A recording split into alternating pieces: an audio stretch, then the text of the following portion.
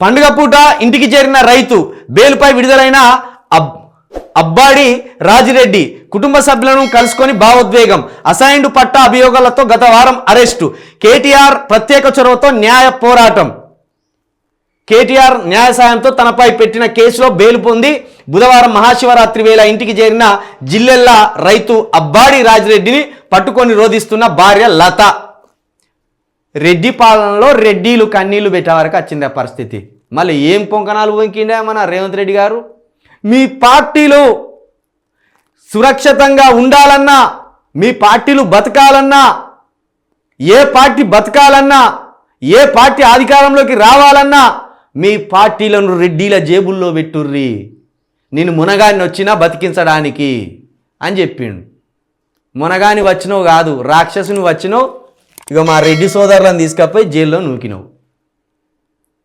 ఎంత పొంకనాలు పొంకిండే అసలు రేవంత్ రెడ్డి. తెలియనోళ్ళు ఈ రేవంత్ రెడ్డిని ఎక్కువ ఇష్టపడేది ఎవరంటే తంబాకు వేసుకునేటోళ్ళు, సిగరెట్ తాగేటోళ్ళు, ఈ 90 గుద్దేటోళ్ళు, గివిళ్ళే. మరి పవన్ కళ్యాణ్ చూడంగానే పూనకాలు ఎవరికి వస్తాయి?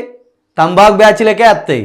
అవి గట్లాంటి తంబాకు బ్యాచీలే రేవంత్ రెడ్డి ఇంత పొడుగు సూర్యుడు, అంత పొడుగు సూర్యుడు అన్నట్టు పొంకనాలు పొంకిండ్లు.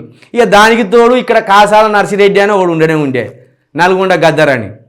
ఇక పాట అందుకున్నాడు 3 రంగుల జెండా బట్టి అనగా ఏ విజిలే, ఇక ఈలలే, గోలలే, అన్నను మించిన మునగాడు లేడానికి ఓట్లు తీసుకపోయి గుద్దే. కానీ 15 నెలలకే అన్న పనితనం ఏందో అర్థమైపోయింది. అన్న ఎంత పెద్ద మూతబారి, ఎంత పెద్ద పనులు చేస్తాడు అన్న అనేది అర్థమైంది. అన్న పనితనం అంత ఏడ చూపెడతాడు? రాష్ట్ర ఆర్థిక ప్రగతిని పెంపొందించడంలో చూపెడతలేడు.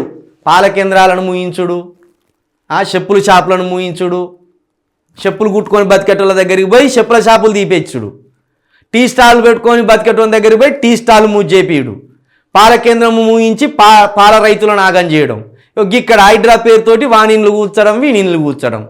ఇట్లా దొంగ పాస్బుక్లు చేయించుకున్నాడని అసైన్డ్ పట్టా అభియోగం, అంటే దొంగ పట్టా చేయించుకున్నాడు అని చెప్పి ఇట్లా రాజిరెడ్డిని తీసుకపోయి, అబ్బాడి రాజిరెడ్డిని తీసుకపోయి జైలు వేసిండు. జైలు వేస్తే మరి ఆ పరమశివుడి దయనో కేటీఆర్ దయనో మొత్తానికైతే నిన్న పండుగ పూటనే ఇంటికి చేరుకున్నాడు. తంబాకు బ్యాచ్ ఎంత పని చేస్తారు మీరు. పని శాతన కానోన్ని హీరోని చేసి కుర్చీలో కూర్చోబెడతారు. ఇప్పటికైనా అర్థం చేసుకోర్రి. తంబాకు బ్యాచ్లను చూసి మోసపోకుర్రి. చూడు ఎంత బాధ ఉంటే ఏడవాలే. అన్యాయమైన కేసులో ఇరికినట్టు, అన్యాయమైన కేసులో ఇరికి ఇట్లా అవగోలించేదాకా వచ్చింది. ఇప్పుడు అర్థమైందా? రేవంత్ రెడ్డి మాటలు నమ్మద్దు. రెడ్డిల జేబులనే పార్టీలు ఉండవలసిన అవసరం లేదు. ఆడు ఏ కులమోడైనా సమర్థత ఉంటే ఆ సమర్థత ఉన్నోని జేబుల పార్టీలు ఉండాలి. ఆ సమర్థత ఉన్నోనికే ఓట్లేయాలి. వాళ్ళు మాదిగ వారైనా, వాళ్ళు రెడ్డి వాళ్ళైనా, వాళ్ళు వెలుమ వాళ్ళైనా, వాళ్ళు ముదిరాజులైనా, గౌడులైనా, పద్మశాలులైనా, యాదవులైనా, ముందు లీడర్ పుట్టుకురావాలంటే లీడర్కు ప్రతి దాని మీద అవగాహన ఏర్పరచుకొని ప్రజలలోకి రావాలి. చల్ ఏ గుడ్డెద్దాచి చేనులో దునికితే ఇట్లా రేవంత్ రెడ్డి లాగా ఉంటుంది పాలన. గుడ్డెద్దు అన్నట్టు రేవంత్ రెడ్డి గారు.